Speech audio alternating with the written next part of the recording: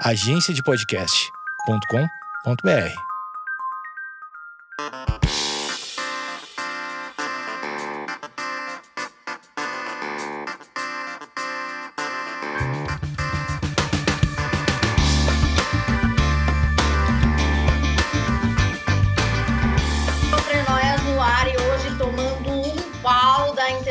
Vivendo praticamente um bug do milênio, 31 minutos para conectar uma chamada no Skype com uma pessoa que é, digamos, da internet jurássica.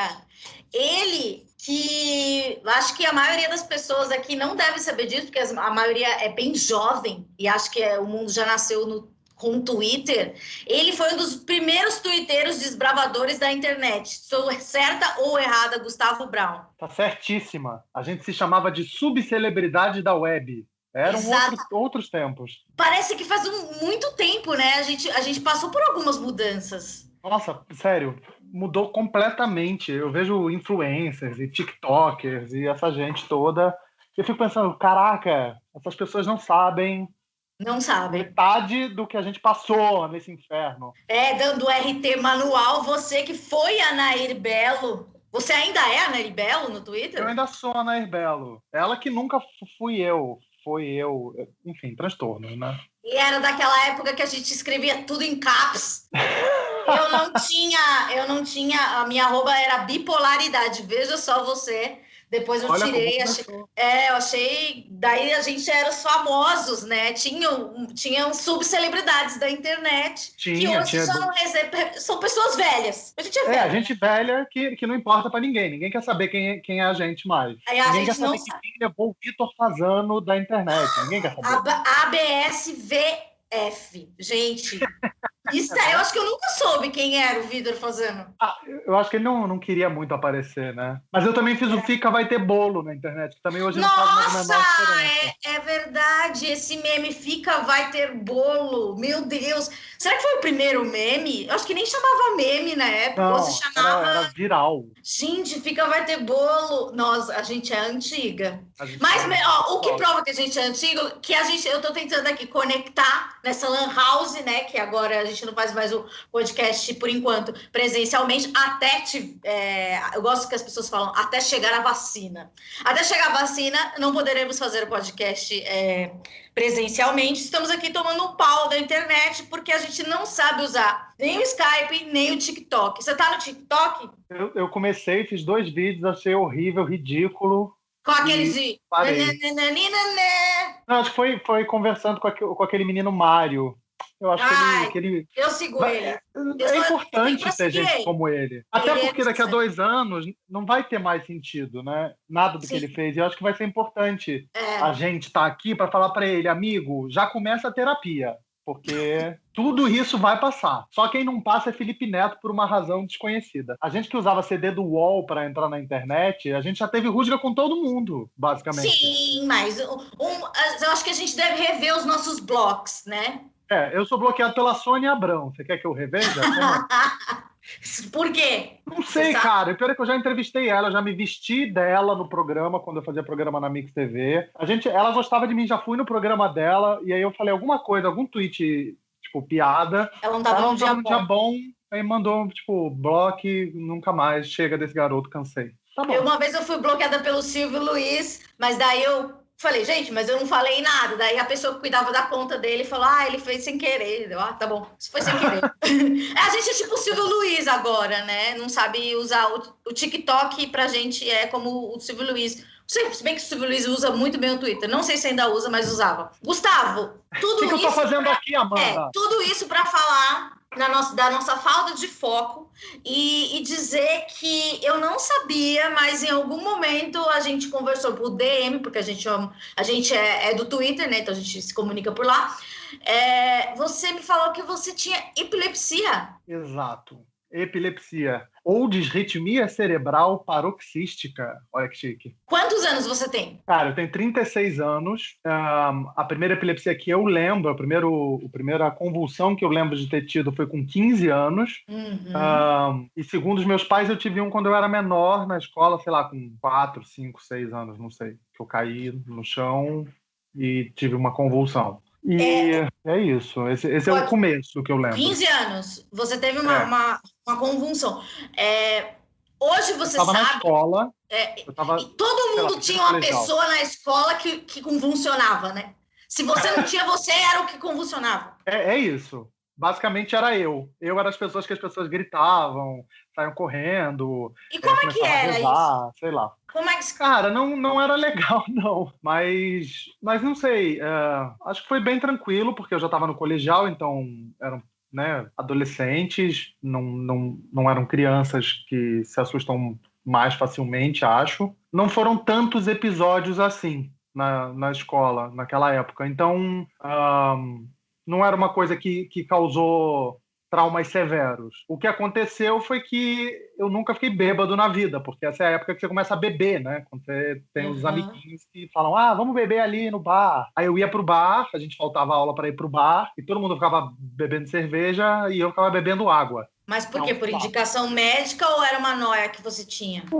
Porque o álcool, ele atrapalha no remédio, no anticonvulsivo. Quando você teve a sua primeira convulsão, quando era criança, a partir desse momento você já começou a tomar remédio? Não, porque como foi uma batida de cabeça, pelo que me disseram que não me empurrou, não tinha como saber. E no eletroencefalograma não apareceu nada, como não aparece nada até hoje. Eu já fiz 300 milhões de exames e não aparece nada. Tem mais de 100 tipos de epilepsia e muitas delas, a maioria delas, não aparece nada nos exames. Eu já fiz muito exame, muito exame. Só que as convulsões continuam acontecendo, né? Elas volta e meia acontecem, e então você se trata para algo que a medicina no momento não tem muito como ter certeza do que acontece. O cérebro, como muita gente que ouve seu canal sabe, é uma caixa de surpresas terríveis. Já é uma constante na sua vida há mais de 20 anos. É isso. E daí você teve a sua primeira convulsão na escola, você foi para o hospital, como é que foi? Você lembra? Eu lembro meio que antes e depois, né? Porque você desmaia durante a convulsão. Por mais que as pessoas achem que, né, durante a convulsão você treme todo, quer dizer, tem vários tipos de convulsão, mas a mais comum é essa que você treme todo, você pode gritar ou fazer sons, você pode se mijar, você pode se cagar, você pode estar com o olho aberto. Aquilo de enrolar a língua é real? Não é enrolar a língua, mas é porque todos os seus músculos, eles estão contraídos, mas muito contraídos, fora da sua vontade. Então, a língua, ela faz parte disso, e o resto dos músculos da sua face também. Então, o que acontece é que você pode morder, quer dizer, a maior parte das convulsões que acontece isso, você pode morder a sua língua, ou no bico da língua ou da parte dos lados, onde por acaso a língua estiver, dependendo da sua posição, ou para onde ela for. E aí pode sangrar, você pode engasgar com sangramento, pode acontecer várias coisas. Mas esse negócio de enfiar a mão na boca de alguém que tenha convulsão, é bom deixar claro. Não enfie o seu dedo em boca de quem está convulsionando, porque a pessoa pode te morder e você ficar sem um dedo, gente. Não faça isso. A pessoa vai morder a língua, paciência, segura ela para ela não se bater ou machucar outra pessoa, e meio que tenta segura a cabeça dela, que é mais perigoso, e tenta colocar um pouco de lado para a pessoa não engasgar por acaso se ela morder a língua. Mas ela vai engolir sangue, ela vai engolir um monte de merda, cuspe, e vai ser horrível durante uma semana para ela. Pensando nisso, você falou que como você contrai todos os músculos, imagino que do pós-convulsão vem uma dor absurda. É horrível, Amanda, é muito ruim mesmo. Eu fico uma semana tendo todas as dores. É como se você tivesse, sei lá, feito uma maratona, só que você não está preparado para fazer maratona, sabe? Tipo, sei lá, eu não estou nunca preparado para fazer maratona, eu não consigo mal levantar da minha cama. Então, imagina eu fazer uma maratona, 42 quilômetros correndo, só que com o corpo inteiro. Eu fico dolorido a semana inteira, eu fico com náuseas durante 2, 3 dias, porque eu engoli sangue, ou porque tudo ali dentro se misturou. Dores de cabeça durante os primeiros dias. É realmente muito, muito ruim. O pós-convulsão é um negócio terrível. Então, você, com o tempo, você aprende que, por mais que os remédios não segurem tudo, é melhor você fazer tudo que esteja em suas mãos para tentar evitar, porque não é a convulsão em si que você está desmaiado, então meio que foda-se. Nem sei se pode falar foda-se, mas foda-se. Pode sim.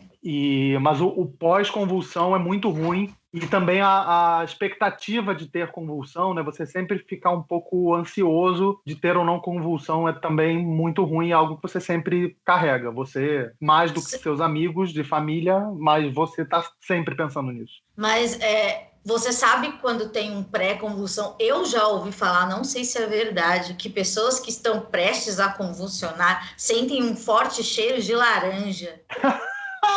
Amei. Como tem mais de 100 tipos de convulsão, então, sei lá, cara, quem te falou isso pode sentir isso, não sei porquê. Mas você assim, sente um pré, você sabe que tá vindo. É muito, para mim, e como eu te falei, são mais de 100 tipos de convulsão, depende muito da pessoa. Tem gente que sente coisa antes e tem gente que não sente. Tem gente que tem problema com luz, tem gente que tem problema com som, tem gente que tem problema com sono, tem gente que tem problema com cheiro, tem gente...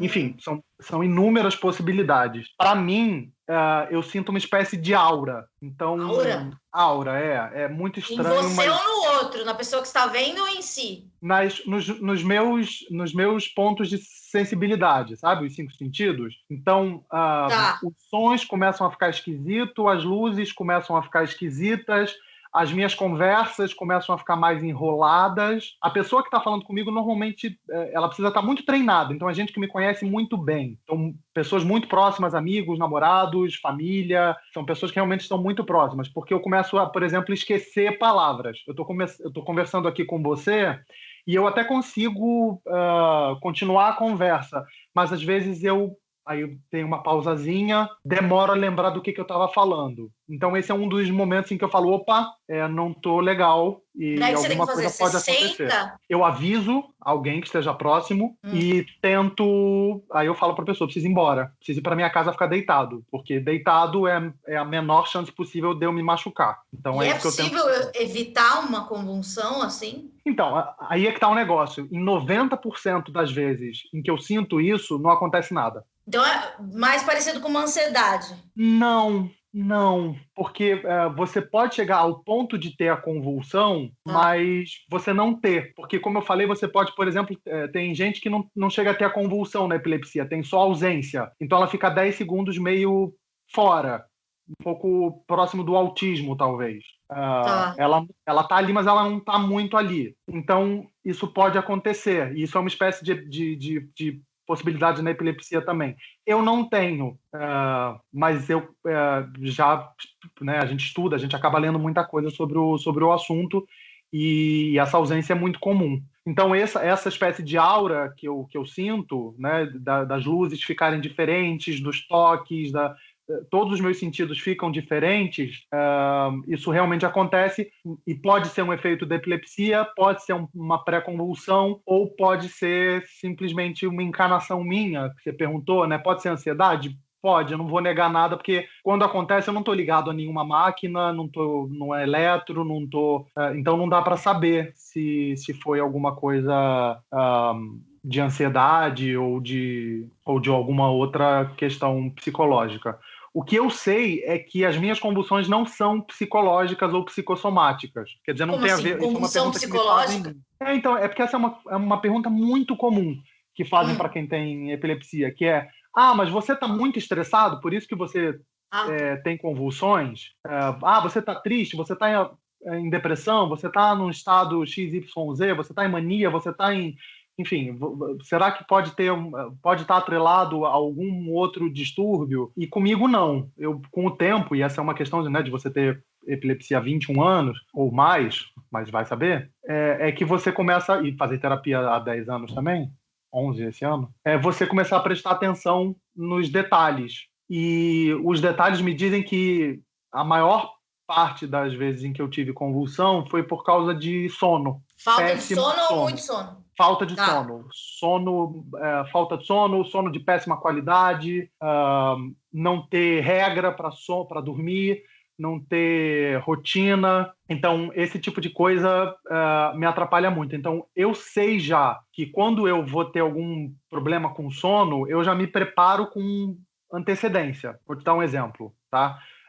Não sei se você sabe, mas eu curto muito carnaval, escola de samba mesmo. Eu amo desfile de carnaval, eu vou todo ano, há muitos anos já. Mas não é muito estímulo visual? Muita cor? Não, então, luz, estímulo visual, som, isso para mim não desencadeia. Tanto que teve uma época que eu ia muito na balada e não era algo que me desencadeava nada. O que se desencadeava era a falta do sono. Exatamente. Então, quando eu ia para balada e no dia seguinte eu acordava com tempo suficiente, tava beleza. Mas mesmo quando eu não tinha pouco sono, eu podia ter ou podia não ter convulsão. Não é uma ciência exata, entende?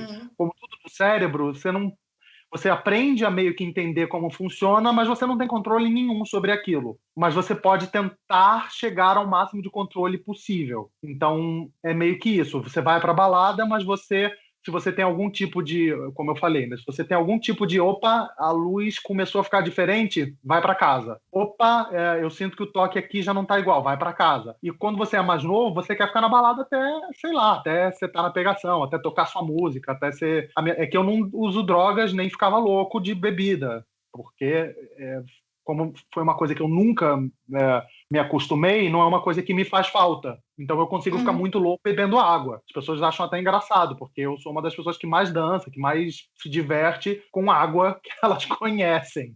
Ou seja, eu sou doido mesmo. Que bom, né? E é mais sustentável, né? Porque você não gasta dinheiro. Porque um drink na balada é caríssimo. Pensando, quando você tinha 15 anos, teve a primeira na escola, daí como é que foi? Tipo, existiu uma comunicação dos professores com a diretora, com a tua mãe, meu filho tem um problema, teve isso? Sei lá, cara, eu acordei no hospital, aí fizeram 70 milhões de exames. Mas você demorou todo esse tempo já para acordar? Demora assim? Gente. Sim, demora, pode demorar. Tem gente que demora dias até para voltar. Nossa, eu achava que caía, levantava, sei lá, ficava 5 minutos e voltava. Não, você cai e desmaia. E daí te levaram. Você acorda em outro lugar, tipo, completamente sem noção do que aconteceu. Porque a última memória é de quando você estava consciente. E durante todo esse período você ficou inconsciente. Durante poucos, sei lá, 1 minuto, no máximo 2, você ficou tendo a convulsão. Quer dizer, você ficou tendo aquelas contrações e tudo mais. Depois disso, você está desmaiado, você está inconsciente. É um cansaço absurdo. Um cansaço absurdo. E aí você acorda depois de um tempo, que pode variar sim, sem noção do que aconteceu. E é muito engraçado, porque, tipo, sei lá, meu último namorado ficou alguns anos comigo, ele já sabia o protocolo, porque eu acordava e perguntava o que aconteceu, onde é que eu tô. Então, quando eu acordava, ele já falava, você teve uma convulsão, você tá em casa, ou você teve uma convulsão, você tá deitado. E aí eu, tipo, ficava tranquilo e voltava a dormir. Só que isso, teve vezes de eu acordar e perguntar a mesma coisa várias vezes. Tipo, o que aconteceu? Sim. Você teve uma convulsão, você tá deitado. Ah, tá. Aí depois de sei lá quanto tempo, porque eu não sei, ele que sabia, eu acordava de novo, o que aconteceu? Você teve uma convulsão, tá tudo bem. Isso já aconteceu de eu fazer isso 5 vezes, entendeu? Teve uma vez esse ano até, que, né, dessa parte da gente estar no meio da pandemia. Ai, então, não sei quando vai ao ar isso, mas, gente, nesse momento a gente está no meio da pandemia. E aí tem aquelas palhaçadas que as pessoas inventam de lista, e aí eu fiz uma lista de coisas malucas que já me aconteceram por causa da convulsão. E aí, a princípio, iam ser 19 coisas que aconteceram e uma que não aconteceu para as pessoas adivinharem. E aí meu ex começou a escrever, você não lembrou dessa? Você não lembrou dessa? Você não lembrou dessa? Gente, mas... Eu comecei a anotar as outras que aconteceram. Você tem uma Opa! Você tem um tempo, uma entre-safra entre uma convulsão e outra? Cara, não, eu meio que fico torcendo para não ter. Você passa anos sem ter? Não, eu já passei 2 anos sem ter, e naquela época... A que você atribui? Remédio e rotina. Remédio e rotina. Hoje você toma remédio ainda? Hoje eu tomo remédio. Assim, eles dizem, hoje em dia, tá? Naquela época, meio que se você ficasse 2 anos, você podia tentar parar de tomar o remédio para ver se tinha passado a epilepsia. Tem gente que passa, mas é tipo pouquíssima gente. Em percentual é um número baixo.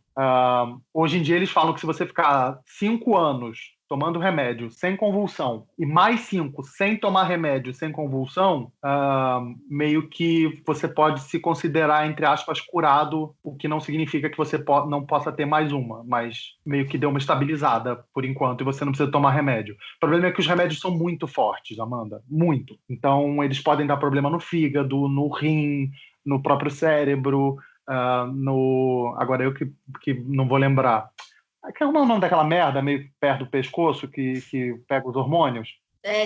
Tireoide. Como os remédios são muito fortes, como todo mundo que tem doenças para a vida toda sabe, esses remédios são fortes e podem atrapalhar os outros órgãos. Então, os nossos fígados não são os mais saudáveis, né? Eu só tenho um rim.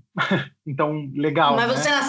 mas você não bebe, então não tem esse problema. Mas eu só descobri que eu não tinha um rim quando eu tive que tirar a vesícula. Então também não tenho a vesícula. Sério? E te falaram assim, você não tem um rim? Você falou, como assim? Foi exatamente assim, porque eu tive Ah, meu Deus, gente, é muito bom. Que horror, né? Você vir aqui falar as pessoas doentes. Não, eu tenho um monte de coisa, mas... Tô falando só as que são úteis para essa conversa. Não, mas a do rim eu achei interessante. A pessoa pode viver sem um rim e sem saber. Pode, sem saber, tranquilo. Sem sentir falta. Sem sentir falta. Eu tava numa reunião e aí eu caí com uma dor que eu nunca senti na minha vida, mas assim, consciente, então eu falei, não tem nada a ver com a convulsão.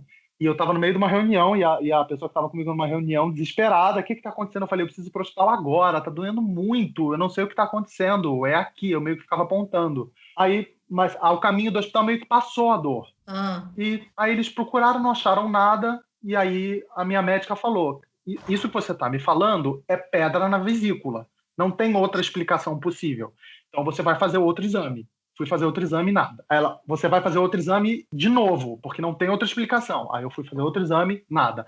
Ela virou para mim e falou assim, tá, agora você vai em outro laboratório e vai fazer o mesmo exame, porque não tem outra possibilidade. Aí eu fui no outro e aí eu expliquei para ele o que tinha acontecido, tarará, e ele meio que aumentou a área em que ele estava procurando, e ele falou, você só tem um rim? De quê? Aí eu, não. Aí o quê? Não arranja mais coisa para mim, pelo amor de Deus. Ai, gente, como que quer receber essa notícia? Ele falou, você tem má formação congênita de um rim, ele é menor e não funciona. E aqui tá a pedra, você tem pedra na vesícula e você vai ter que operar para tirar a vesícula. Falei, não!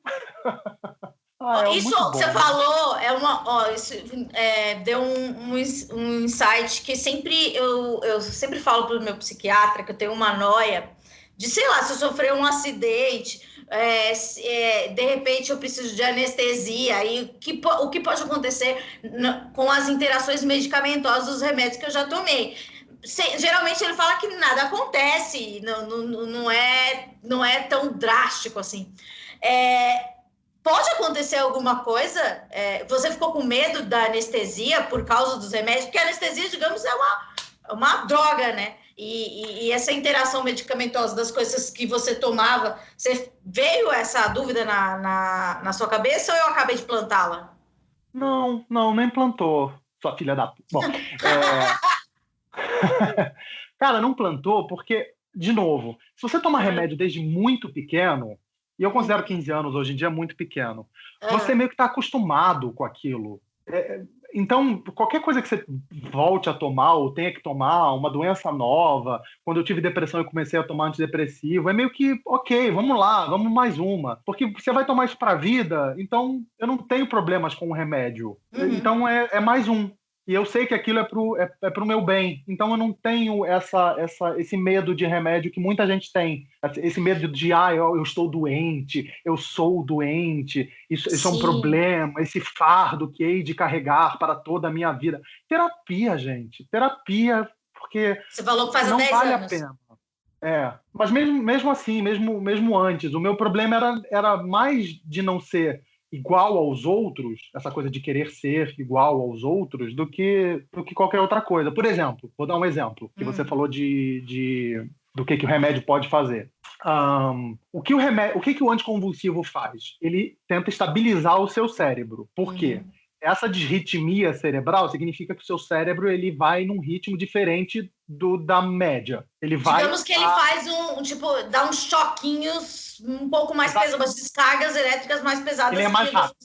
Tá. Ele é mais rápido. O meu lado direito, frontal, ele é mais rápido do que a média. Então ele vai lá, ele vai indo e vai embora. Então o que boa parte dos exames, muita gente nem descobre que lado é, mas como eu já fiz muito exame e essa foi a única coisa minimamente diferente, o meu neuro acredita que possa ser isso, mas ele falou, a gente vai viver a vida inteira sem saber porque pode não ser isso, pode ser com muitas outras coisas que não tem como avaliar com a tecnologia que a gente tem hoje. E sem estar durante a convulsão sabendo. E já tentamos, inclusive, fazer testes durante a convulsão, que são aqueles exames que você dorme nos lugares com um monte daqueles negócios grudados na cabeça, sabe? E daí você teve a convulsão? Não tive. Não, é para avaliar a qualidade do seu sono, o que acontece durante o sono, porque como o sono é, para mim, a boa parte das vezes o gatilho, então é um exame que eu faço de, sei lá, ano em ano, 2 em 2 anos, enfim, volta e meia eu tenho que fazer.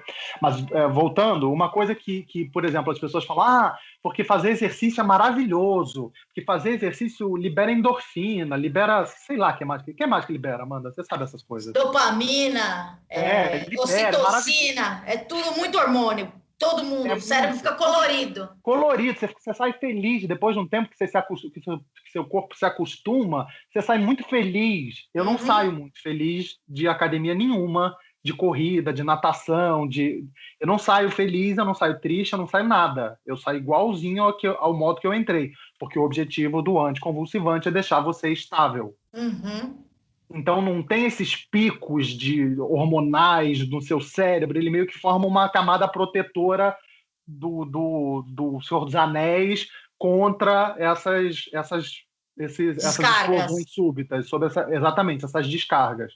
Porque mas você falou é não ter uma disritmia. Mas você falou que você já teve depressão. Como explicar? Porque a depressão é a falta de recaptação de alguns desses neurotransmissores.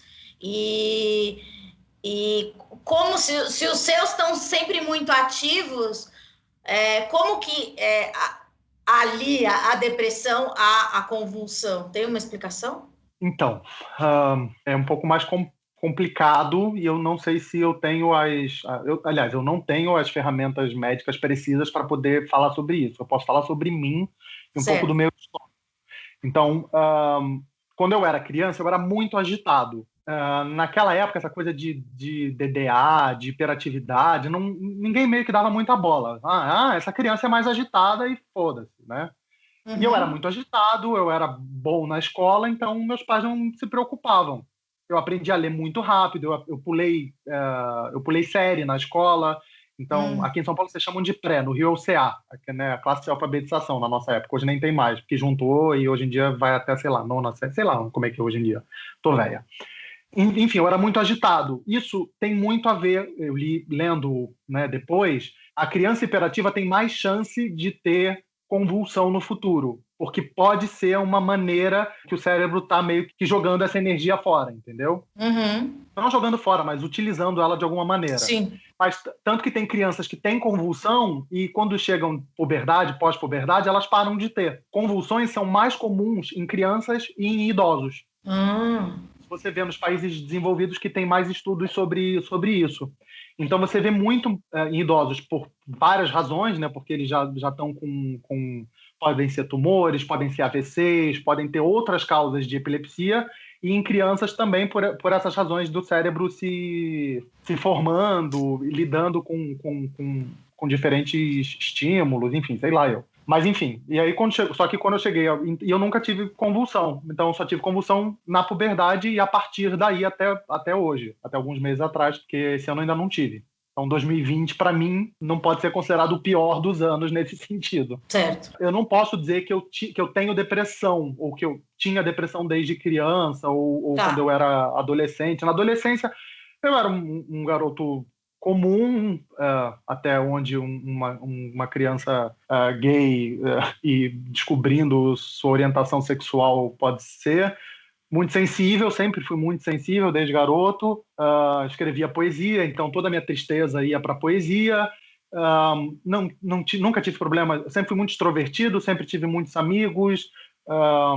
Nunca fui considerado uma criança que os adultos olham e consideram, essa criança tem algum problema, essa criança precisa conversar com alguém, sabe essas coisas que precisa ser muito over para um adulto prestar atenção? Sim. Nunca tive. Porém, num momento muito complicado da minha vida, eu comecei a sentir essas... E eu nunca tinha sentido antes, porque eu só fui descobrir que os anticonvulsivantes eram depressores nessa época em que eu já fazia terapia há muito tempo, e as coisas foram piorando na minha vida, né? Os estímulos externos foram piorando cada vez mais. Eu estava desempregado, eu tinha descoberto algo que eu gostava muito de fazer e não conseguia mais fazer, de trabalho mesmo, eu estava sem dinheiro, eu estava me sentindo muito sozinho, e a depressão ela nem sempre tem causas externas assim tão fortes, é muito coisas que você sente, estímulos internos, e eu comecei a ter muitos desses... Sabe quando o terapeuta vai fazendo o tique, né? Opa, tá sentindo isso, tá fazendo isso, tá sentindo isso, tá fazendo isso, e até o momento em que eu comecei a fazer planos de suicídio, e fazer contraplanos, sabe? Tipo, putz, não posso fazer isso por causa disso, mas se eu fizesse, eu ia me livrar disso, e eu ia me livrar disso, eu ia me livrar disso, eu ia me livrar disso, e aí eu ficava pensando, não, mas eu não posso fazer isso, porque, putz, minha mãe não tem culpa, o meu pai não tem culpa, o que minha irmã vai dizer? Sabe essas coisas? Nossa, eles já fizeram tanto bem, nesse momento eles estão me apoiando tanto, eu tenho uma família tão maravilhosa, por que eu vou fazer eles passarem por isso? Tem gente sofrendo tanto, e eu, que sou super privilegiado, eu não tenho direito de... Enfim, eu levava... Mas o pensamento da morte era algo frequente? Frequente, muito frequente. E você levava para terapia assim de boa ou você escondia? Não, eu levava para terapia. Isso que é bom você ter um terapeuta que você confie, que você tem uma ligação muito forte. Porque era, tipo, semanalmente levando essas coisas. E ele tratando terapeuticamente essas coisas. E anotando, né? Opa, estágio 1, estágio 2. Porque nem sempre chega ao ponto de você precisar de remédio. Você consegue tratar com terapia. Até que chegou esse momento em que ficou... nessa parte do suicídio, e ele falou, Gustavo, chegou então esse momento em que eu vou sugerir para você ir num psiquiatra e é necessário você começar a tomar uma medicação que ele achar mais adequado. E você recebeu de boa? Eu recebi de boa porque tudo que eu mais queria era me livrar daquilo, né? Porque a outra opção era todo o outro lado da minha cabeça, né? A gente não é bem contra o mal, né? Eu acho muito ruim isso, mas é essa luta entre vida e morte que a gente vai sentindo dentro da gente, né?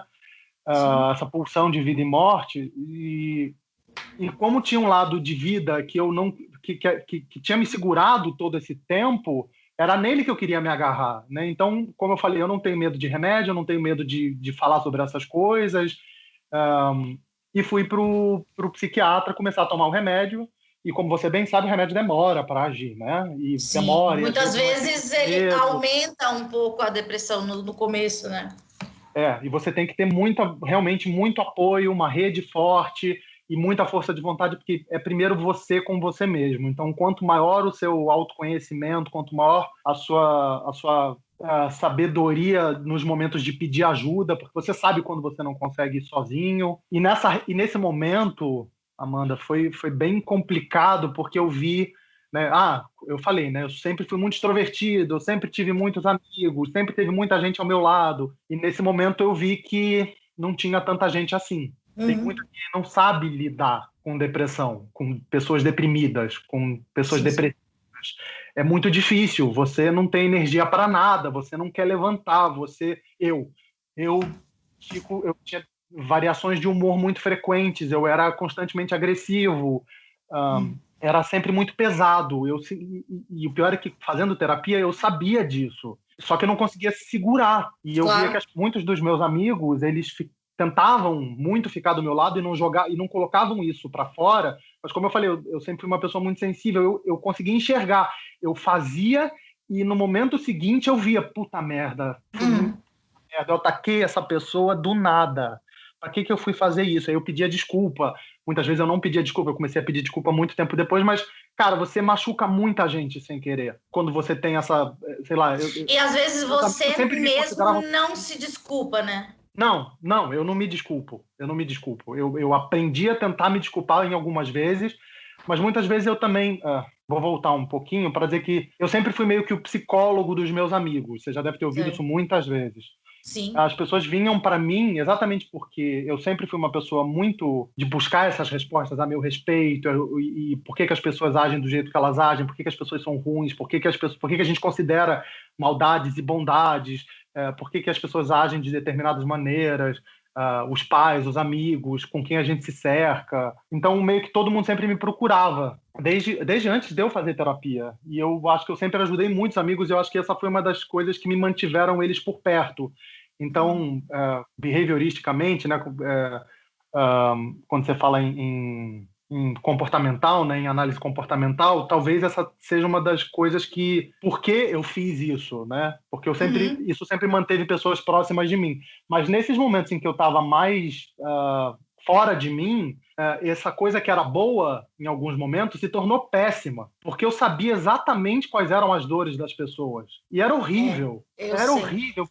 Do mesmo jeito que a gente tem essa super sensibilidade para entender o outro e ter a tal da empatia, a gente pode ter uma crueldade, né? Porque a gente percebe, é mais sensível e percebe o que deixa o outro mal. E eu entendo completamente o que você fala. É horrível. É uma grande empatia e uma falta de controle da compaixão.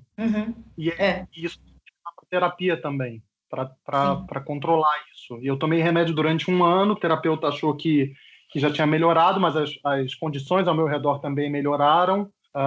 Mas eu sinto que até hoje eu luto ainda um pouco com isso, sabe, Amanda? Eu não acho que tenha passado, eu acho que a partir do momento em que se instalou ali, eu tive outros momentos de crise, e eu não sei se eu me considero uma pessoa... eu não sei nem se existe essa diferença entre uma pessoa que tem depressão ou uma pessoa que está deprimida. Eu só sei que eu lido com isso, talvez um pouco por causa dos remédios, talvez um pouco por causa desse conhecimento que eu adquiri. Terapia. Então, eu consigo ver hoje em dia quais são esses meus momentos e consigo tentar controlar um pouco mais. Posso falar uma coisa que... Claro. Que não é nem de mim, é de fora. A partir do ano passado, e muito esse ano, teve essa coisa de, tipo, ninguém solta a mão de ninguém. E eu achei isso uma coisa muito positiva. Certo. E com o tempo, isso foi se transformando, porque eu comecei a ver, porque aquilo era uma coisa muito importante para mim, então eu acreditei muito naquilo, e eu vi as pessoas largando a mão das pessoas por causa da saúde mental delas.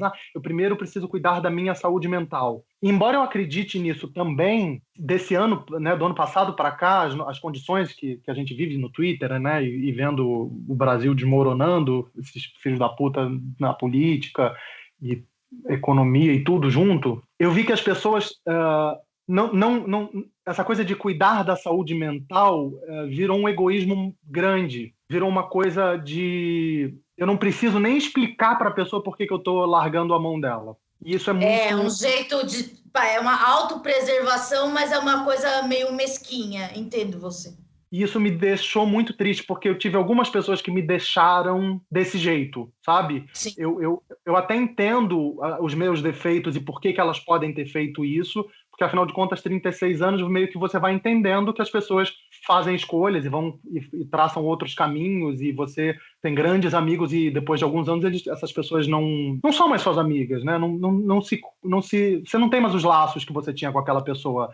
Assim como amores e outros laços, mesmo familiares, você não se identifica, ou elas não se identificam com você, e essas coisas vão afastando as pessoas. Para pessoas mais jovens que estão acostumando, que estão ouvindo, é importante saber que isso acontece sim, e que essas pessoas que são, nossa, meu melhor amigo, são muito importantes nesse momento, mas você também tem que estar pronto para essas pessoas, em algum momento, saírem da sua vida. Exatamente. Eu sempre falo isso, amigo, e também a gente também deve perceber que tem pessoas que a gente insiste por causa de laço de sangue ou porque estudou com a gente desde a primeira série, então a gente vai ficar junto para sempre. Não, às vezes essa pessoa não é para ficar com você para sempre.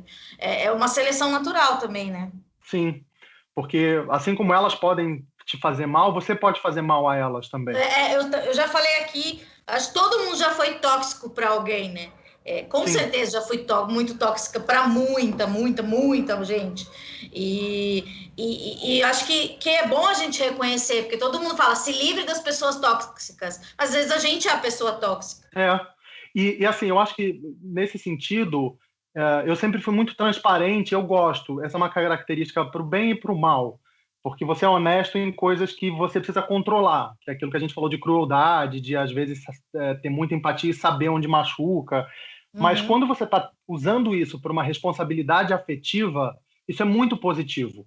Porque você, mesmo que você se afaste da pessoa, você dá oportunidade para essa pessoa de melhorar com outras pessoas, mesmo que longe de você, e não tendo que provar nada para você.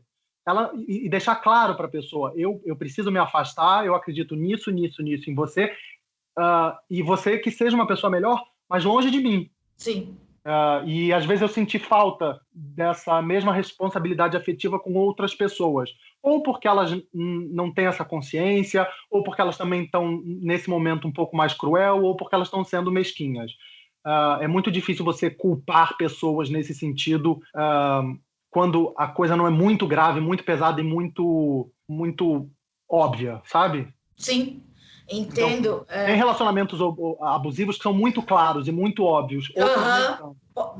Isso é muito verdade, né? A gente precisa passar por algumas coisas para entender o que está acontecendo. E eu vou te elogiar com um elogio que eu mais gosto de receber, que é você é uma pessoa muito terapeutizada. E que gastou muito dinheiro com isso. Às vezes eu fico remédios. Às vezes eu falo, será que dá para dar uma entrada numa casa? Porque eu também me trato desde os 15 anos, eu tenho 30 e... Quantos eu tenho? Eu tenho 34. Quantos você quiser, Amanda. Não, mas é isso, gente. Na mesma época, a gente gastou a mesma bagatela e às vezes a gente vai para os remédios mais modernos e vai ficando mais caro e mais caro. É muito caro, cara. É caro, muito né, caro. gente? Eu tenho convicção do privilégio que eu tenho por conseguir pagar os meus remédios. Porque... Não, muitas vezes nem eu, a minha família que paga, ou pagou em alguns momentos da minha vida que eu não podia pagar. Sim, e é uma coisa constante, né? Em algum momento eu não posso desistir. Você nunca desistiu? Em algum momento você desistiu? Não, eu nunca desisti, mas já pensei trilhões de vezes, e muitas vezes quando eu estava deprimido. Sim. Muitas vezes quando eu estava deprimido, eu queria jogar isso fora, porque eu pensei, como seria a minha vida sem isso? E é uma eu já joguei tudo fora. Para quem tem... é difícil usar, mas no meu caso é doença. Epilepsia é uma doença, mas para quem tem distúrbios mentais, é muito comum você querer se livrar dos remédios e pensar, será que eu sou essa pessoa? Será que eu seria outra pessoa? Eu nunca fiquei bêbado, Amanda. Como será que seria a minha vida, sabe, jovem, se eu tivesse ficado bêbado? Mas eu também, como eu me trato desde os 15 anos, a minha psiquiatra sempre falou de que não podia misturar, etc. Eu fui começar a beber depois de, 24 anos, assim. E tanto que eu não tomo cerveja, porque a cerveja é uma coisa que você se acostuma, né? O sabor é ruim. E como eu não tive essa educação de paladar, eu também não aprecio a grande parte dos drinks. E maconha você também nunca fumou? Nunca. Cara, eu nunca fiz nada. E pior é que maconha, as pessoas ficam perguntando, mas por que você não fuma maconha para melhorar a sua epilepsia? Primeiro porque a maconha tem trocentas mil coisas dentro dela. O canabidiol é uma delas. Então, na verdade, os estudos que estão sendo feitos há décadas, mas são as últimas décadas, eles tentam usar o canabidiol para tentar lutar contra a epilepsia, ainda foram em pouquíssimas pessoas, em casos muito específicos, de outras doenças que têm, crianças que têm 10, 12, 15 convulsões por dia. Você imagina um pai de uma criança dessa que não consegue tratar, sabe? Crianças autistas que têm convulsões. Então, os estudos eles focam mais nesse tipo de caso do que em casos que, queira ou não, são um pouco mais controláveis com os remédios atuais. Então, eu para mim, vou ter que esperar um pouco mais para saber se... Tem um remédio no Brasil, por exemplo, de canabidiol que é aprovado. Um só, mas não é para o meu caso. É para algum desses casos. Epilepsia refratária, né? Eu lembrei de uma coisa que muitas vezes as pessoas todo mundo que... Assim como você, as pessoas me procuram, né, para dar conselho, sei lá. E agora, com o podcast, mais pessoas, né? E eu vejo que as pessoas, elas têm muito medo da bula da medicação. As minhas medicações, eu tomo um estabilizador de humor e um antidepressivo, tem lá. Hoje eu não leio mais a bula, porque para mim não tem mais sentido ler a bula, e também eu agora sou um pouco mais velha, não enxergo as letras. Mas tem nos efeitos colaterais, sei lá, aparece indicações, daí sempre dá epilepsia. E essas palavras dão medo. Eu percebo muita gente que entra em contato comigo, pessoas próximas a mim mesmo, falam, mas eu não vou tomar um remédio que é para gente com epilepsia, como se a epilepsia fosse o estágio maior do desbaratinamento mental. As pessoas morrem de medo dessas palavras, né? E porque daí você, tipo, ou ouve lá, esse remédio é antipsicótico. Meu Deus, mas eu sou uma pessoa psicótica, sabe? Dá um pavor nas pessoas que até procuram ajuda, e tem muito do preconceito. Você já reparou isso? Já reparou nisso? Já leu a bula e falou, meu Deus? Cara, não leio bulas, assim como não leio comentários de internet. Em blogs. Não leio só quando eu estou muito bem de espírito para meio que rir e relembrar como o mundo é ruim. Mas assim, eu tenho 3 comentários, nem sei se dá tempo, mas eu vou tentar fazê-los. Sim, palavras são muito fortes, o poder delas é gigantesco. Se a gente não soubesse disso, a gente não fazia terapia. Só vou te interromper rapidinho. Por mais que eu tenha depressão, transtorno bipolar, etc., às vezes o remédio é um anticonvulsivante. E isso, a pessoa que recebe isso do anticonvulsivante fala, eu não tenho convulsão, para que eu vou tomar isso? Meu Deus, eu só tô triste. Agora volto. Pode falar. Agora eu não sei por onde ir, porque eu tenho uma para essa e tenho uma para aquela que eu tava. Então eu vou voltar para que eu tava e depois eu volto para essa. Tá. As palavras são muito fortes, e para você ter uma ideia, eu não sei se foi a Organização Mundial de Saúde, não sei exatamente quem foi, mas eles mudaram o termo. Eles estavam discutindo se era ou não doença, epilepsia, e aí eles chegaram à conclusão de que sim, que era uma doença, porque não tem cura, e tem que ser tratada como tal, né, para as pessoas saberem a seriedade, para os médicos levarem com seriedade, os médicos novos, pessoas que estão se formando nisso. Porém, eles resolveram chamar, há pouco tempo, de disritmia cerebral paroxística. O que é paroxística? Sabe Deus o que é paroxística, Amanda? Eu juro. Tá bom. Mas é meio que isso, é mudar o nome para tentar tirar... Para ser mais socialmente aceito. Exatamente, para tirar esse estigma que epilepsia pode causar nas pessoas, entendeu? Porque ter convulsão pode acontecer se você tiver febre, gente. Se você tiver uma febre muito alta, você pode ter uma convulsão. Isso não significa que você é epilético. Tem vários jeitos. Se você cai e bate a cabeça, você pode ter uma convulsão. Exatamente. Tem muita coisa que pode dar convulsão e não significa que você seja epilético. Então, esse tipo de intoxicação pode dar, cansaço pode dar, ansiedade pode dar, álcool pode dar, mudança de temperatura. Eu até anotei, eu fui na Wikipédia porque esse pedaço eu achei engraçado. Mudança de temperatura corporal pode dar convulsão. Obviamente que não é tipo, tá um friozinho, mas tem muita coisa que seu corpo vai dar uma disritmia cerebral. Opa! Isso não significa que você tem uma doença que é uma disritmia constante. Dado isso, eu parto então para a coisa mais próxima a respeito de como as pessoas veem, né, a convulsão de fora.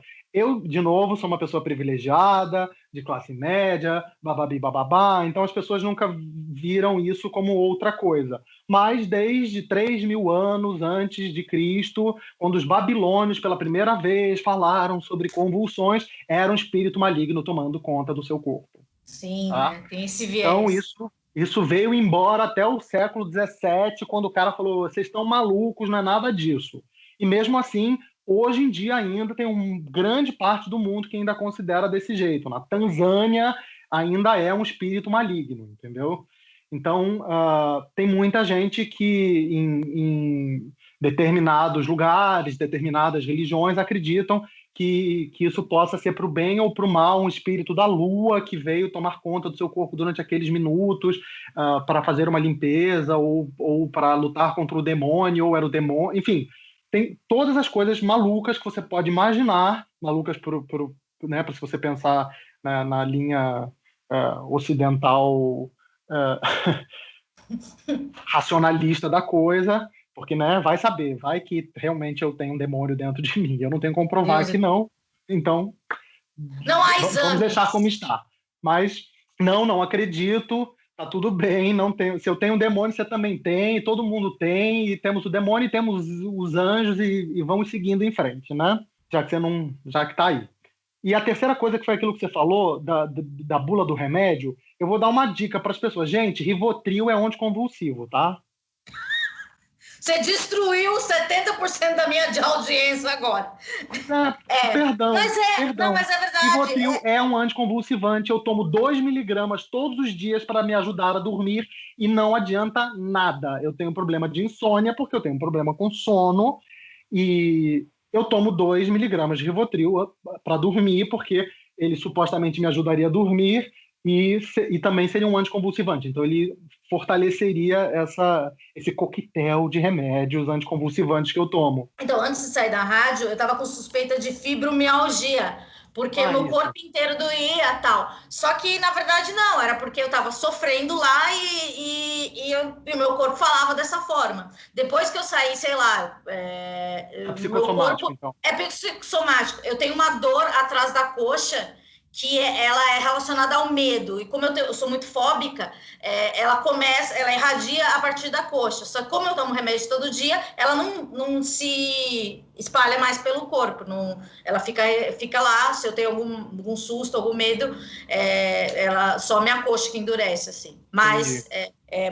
Eu não tenho nada psicossomático, porque essas pessoas mais espiritualizadas, elas muitas vezes elas têm outras explicações que elas em algum momento, e elas gostam de mostrar que elas têm um conhecimento que eu não tenho e que os médicos não têm e que existem outras formas e etc e tal. Pode ser que existam outras formas, mas boa parte dessas pessoas que vieram conversar comigo não tem o menor conhecimento para falar esse tipo de coisa e elas são simplesmente voltadas a um outro tipo de medicina alternativa que não é a ocidental, mas elas não são também aprofundadas em nada disso. Então não é que alguém, sei lá, um mago do Oriente por acaso encontrou comigo na rua e enxergou algo em... Não, é simplesmente uma professora de teatro que gosta pessoa, entendeu? Então sim. A gente meio que tem que saber separar o quanto Muita gente te dá explicação. Ah, sim, não, porque você teve uma convulsão, porque fulana de tal falou para você uma coisa que você não gostou. Sabe quando você fica olhando para a cara da pessoa e fala assim... Teve aquele momento que era para você ter se manifestado e você ficou calada. Isso eu recebo. Você não deveria ter se calado, daí o seu corpo manifestou. Você já trabalhou, por acaso, com o dono da rádio jovem, não sei o quê? Pois é, minha filha, não trabalhou, então você não ouviu nada do que eu ouvi. Fica na tua, cara. Eu já ouvi muita coisa sem ter exato, eu acho, é isso. Eu acho que mais da minha doença do que você. Exatamente. Gustavo, eu quero dizer muito obrigada. A entrevista foi muito melhor do que eu esperava e... porque foi para um lugar assim que eu não esperava. Achei muito sensível, muito fofo. Que bom que você está aqui participando e em breve eu tenho novidades e vou te chamar para uma coisa aí que eu não posso falar agora. Que bacana. Eu adorei participar, eu escuto sempre. É um assunto que realmente me interessa, me ajuda. É sempre bom escutar outras pessoas com outras questões. Eu acho que isso fortalece a gente, falar sobre isso fortalece a gente, ouvir sobre isso fortalece a gente. E eu acredito que esse seu podcast realmente tem uma influência muito positiva na vida de muita gente. Parabéns. Obrigada. Semana que vem a gente volta. Quem quiser seguir, Gustavo Brown é com N ou com M? Com N de navio. No Instagram, Gustavo... no Twitter, Brown Gustavo. E se Nair Belo ainda Twitter? Twitter da Moca. É outra pessoa, não sou eu. Você vendeu o domínio? É uma outra... Não. Ainda está lá sendo escrito por um pedaço de mim, mas é uma entidade. Não sou eu, Gustavo. Sei lá o que é, cara. Um dia a gente descobre. Um dia a gente descobre. Semana que vem a gente volta e paz nos estádios.